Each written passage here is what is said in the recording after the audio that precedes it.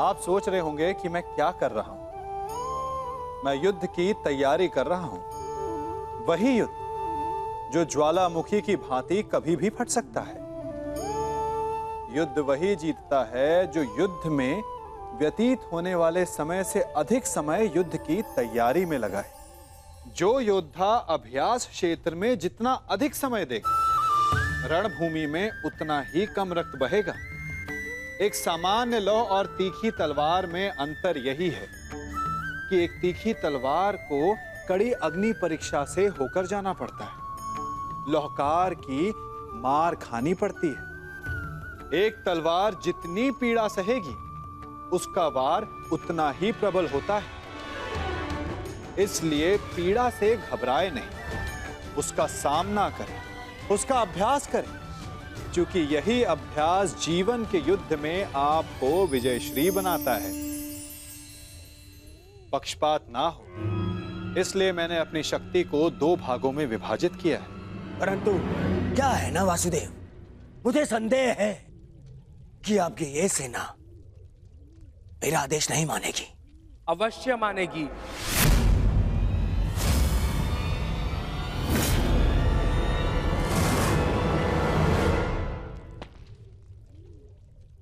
क्योंकि मैं नारायणी सेना का नेतृत्व करूंगा। मैं हस्तिनापुर की ओर से युद्ध में भाग लूंगा और नारायणी सेना का सेनापति बनकर निर्देश दूंगा। अब कोई छल नहीं कर पाएगा और ना ही कोई विद्रोह।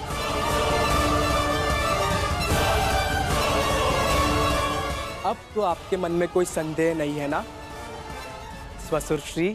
अब कोई संदेह नहीं।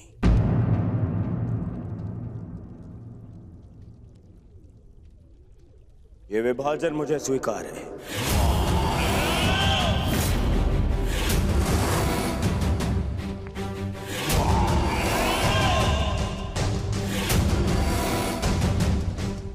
हस्तिनापुर नारायणी सेना की प्रतीक्षा करेगा। अब मुझे आज्ञा दीजिए, बहुत कार्य शेष है, तैयारियां करनी है। विनम्रता से।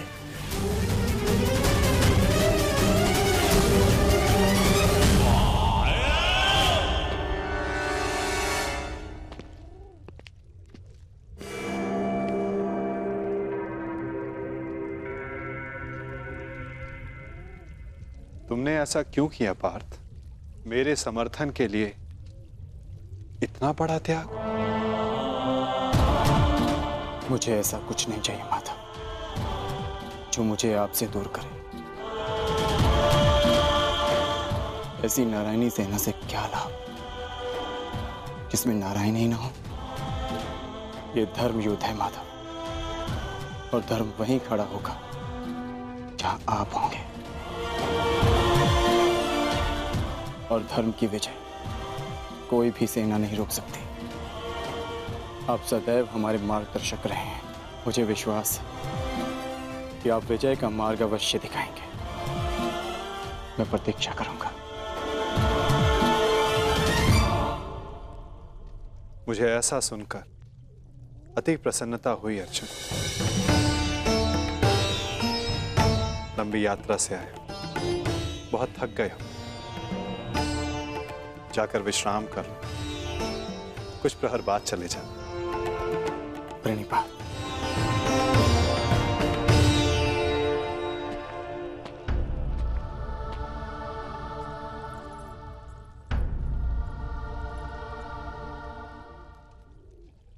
मुझे क्षमा कर दीजिए पिताश्री, मैंने आपको पक्षपाती समझा। मुझसे बहुत बड़ी भूल हो गई। ठीक कहा था आपने, आप लोगों को नहीं चुनते, लोग आपको चुनते हैं।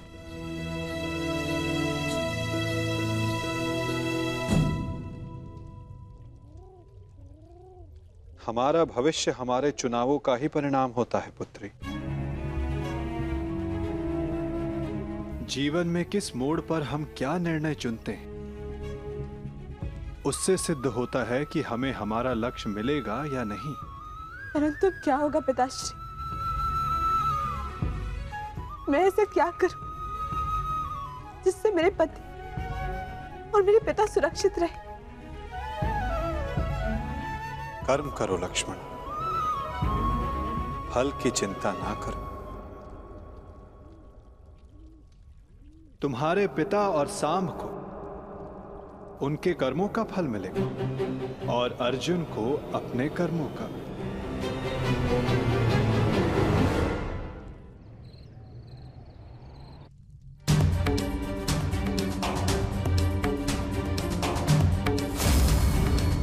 मैं भी इस युद्ध में सम्मिलित होना चाहता हूं। मैं अपना निर्णय ले चुका हूं और अपना पक्ष भी चुन चुका हूं। जिस ओर मेरा मित्र सांब होगा।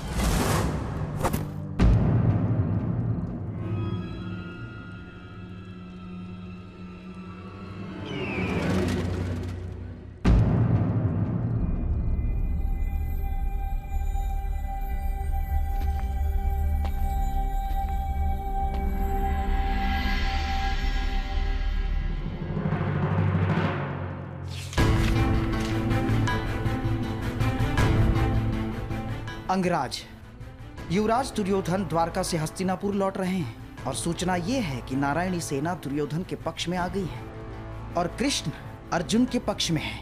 अंगराज, तुम शीघ्र हस्तिनापुर लौटो। युद्ध हस्तिनापुर की सीमा पर है। गांधार राज शकुनी।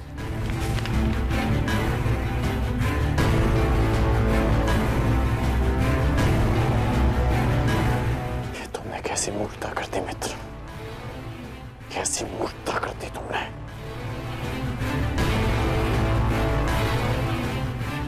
मुझे अभी द्वारका किले प्रस्थान करना होगा।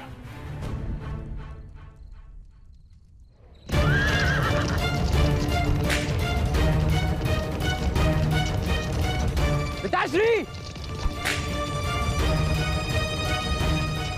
ये अचानक कहां जा रहे हैं?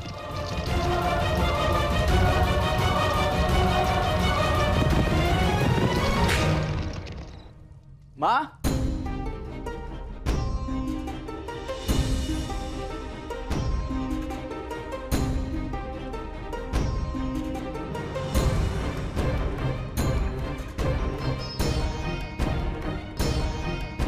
एक बार पुनः अपने कर्तव्य के लिए अपने परिवार को छोड़कर जा रहे हैं पिताश्री।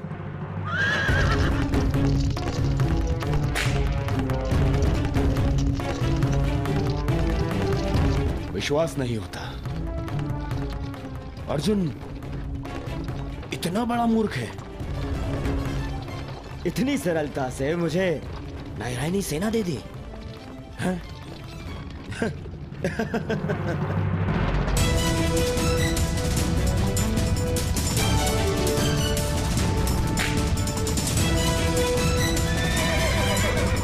सारथी रोको। वेद,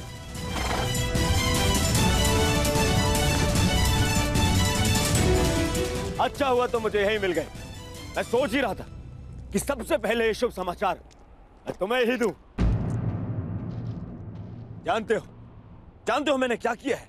यही मैं जानना चाहता हूँ कि यह तुमने क्यों किया है। प्रतीत होता है कि तुम्हें सूचना पहले ही मिल गई है, परंतु तुम दुखी क्यों? तुम्हें तो प्रसन्न होना चाहिए। मुझे नारायणी सेना मिली है। नारायण के बिना तुम्हें नारायणी सेना मिल गई है। मैंने तुमसे कहा था कि तुम्हें अर्जुन से पूर्व द्वारका पहुंचना है। तुम अर्जुन से पूर्व द्वारका क्यों नहीं पहुंचे मित्र? अरे तुम्हें मिथ्या बोध हुआ है मित्र। अर्जुन से पूर्व द्वारका पहुंचा था। क्या? तो फिर ऐसा क्यों हुआ? अरे क्या हुआ मित्र? कुछ अनुचित नहीं हुआ है, सब हमारे हित में हुआ। हम दोनों को बराबर का अवसर मिला था, कृष्ण या नारायणी सेना चुनने का। उस मूर्ख ने नारायणी सेना छोड़कर कृष्ण को चुना और मैंने भी उसकी मूर्खता के लिए उसे रोका नहीं और क्यों रोकता? हाँ? पहले अवसर उसे मिला, जबकि पहले मैं पहुंचा था। और तुमने वासुदेव को नहीं चुना। ये क्या किया तुमने? तुमने वासुदेव को क्यों नहीं चुना मित्र?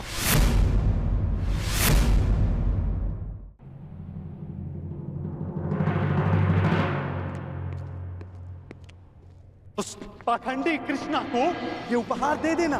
कहना उसको कि उसके पास मेरी एक वस्तु है जो मुझे चाहिए।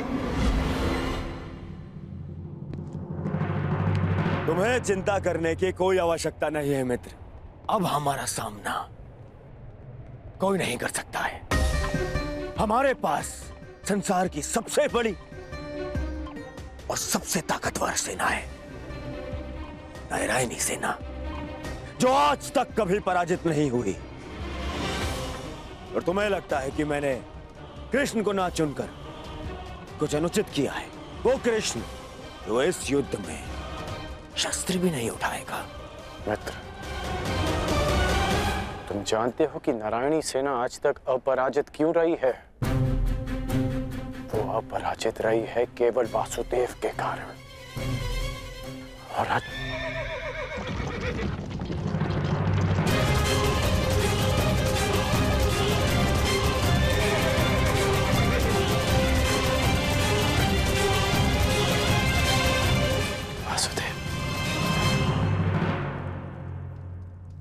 मैं नारायणी सेना का नेतृत्व करूंगा। मैं हस्तिनापुर की ओर से युद्ध में भाग लूंगा। अब ना ही कोई छल कर पाएगा और ना ही कोई विद्रोह।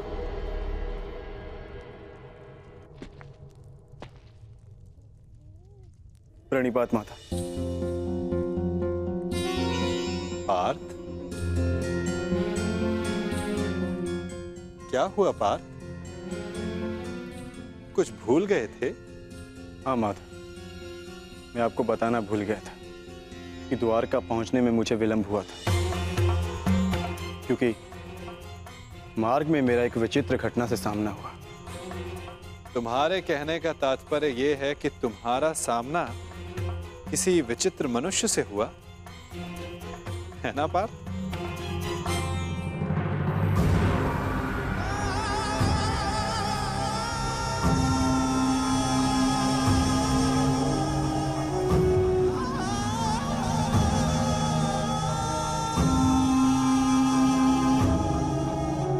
मैं यहाँ तुम्हारा ही तो कार्य करने आया था युवराज दुर्योधन। मैं वासुदेव, पौंड्रक वासुदेव। पौंड्रक वासुदेव, यही नाम बताया ना उसने?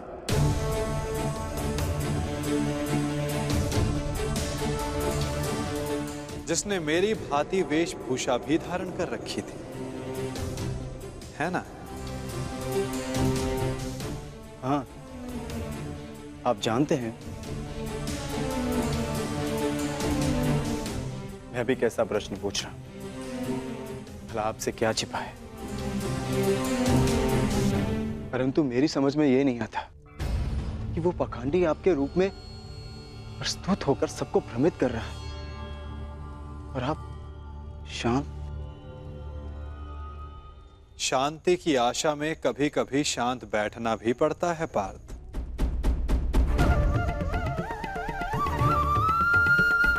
मुझे ज्ञात है कि पौंड्रक मेरे नाम का दुरुपयोग करके सबको भ्रमित कर रहा है, परंतु अवसर सबको मिलना चाहिए अपनी भूल सुधारने का। वही अवसर जो मैं सबको देता हूं, वही अवसर जो मैंने शिशुपाल को दिया था, वही अवसर जो मैंने कंस मामा को भी दिया था। और यदि मनुष्य अपनी भूल ना सुधारे तो उचित समय आने पर उसे अपने कर्मों के फल अवश्य मिलते हैं पार्थ।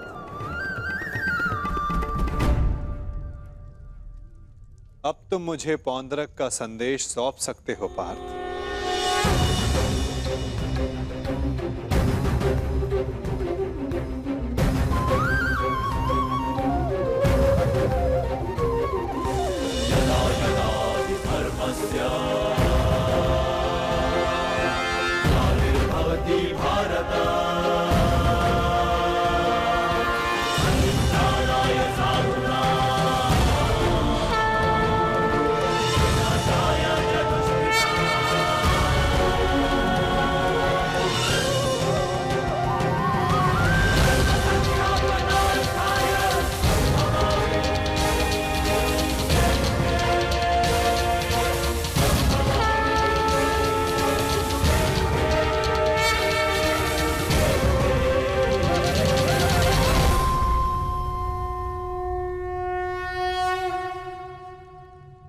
ये क्या था माधव? पौंद्रक का संदेश पार्थ। संदेश? हाँ पार्थ, ये संदेश कि जो भी मेरे दर्शाए मार्ग पर चलेगा, पौंद्रक उसका नाश कर देगा।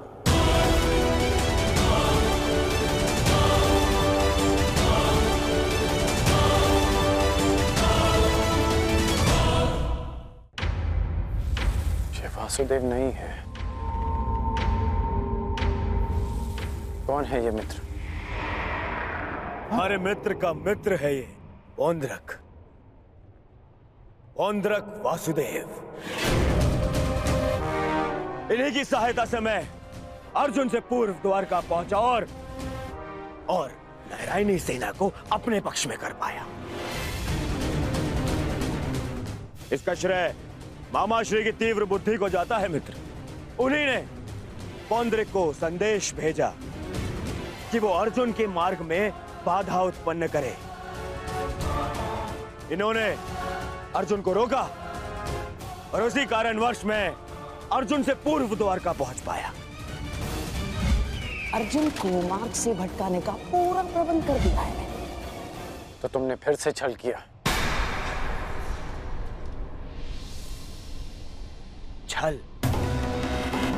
छल मैंने नहीं, उन्होंने किया। युधिष्ठिर के स्थान पर अर्जुन को भेजकर मैंने तो केवल उन्हें उत्तर दिया है। मित्र, उन्होंने जो किया उसे छोड़ो। परंतु तुम्हें अवसर मिलने पर भी तुमने वासुदेव के स्थान पर नारायणी सेना को चुना। इसे मूर्खता कहते हैं। मूर्खतापूर्ण बातें तो तुम कर रहे हो अंगराज। वासुदेव तो दुर्योधन के ही पक्ष में है। मैं हूं वास्तविक वासुदेव। पौंद्रक वासुदेव दुर्योधन के ही पक्ष में है। मुझे तुम पर दया आती है अंगराज, दया आती है तुम पर कि मुझे समक्ष पाकर भी तुम उस छलिए कृष्ण की माया में उलझे हुए हो। समझ ही नहीं आता कि ऐसी क्या माया डाली उस छलिए कृष्ण ने कि तुम सत्य देखने को प्रस्तुत ही नहीं हो। पौंद्रक, पौंद्रक वासुदेव है मेरा नाम। पूरा नाम तो लेना सीखो अंगराज। खेद है मुझे, खेद है कि तुम एक मनुष्य की पहचान करने में असमर्थ हो। तुम अपने युद्ध के लिए अपनी सेना में एक पाखंडी को चुनना चाहते हो। उस पाखंडी कृष्ण को चुनना चाहते हो तुम। अरे ऐसा क्या है उस छलिए पाखंडी कृष्ण में जो तुम सब सारे लोग उसकी ओर खींचे जा रहे हो? क्या समस्त संसार में केवल एक ही मायावी रह गया है? हाँ?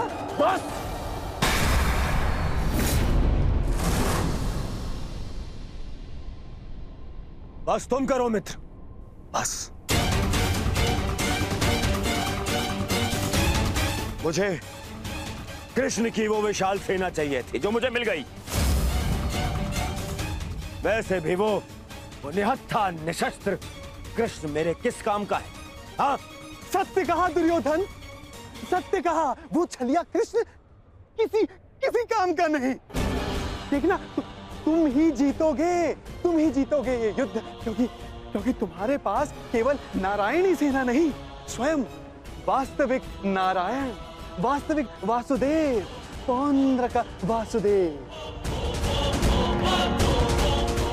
वो कृष्ण तो मेरा रूप रखकर सबको भ्रमित करता रहता है।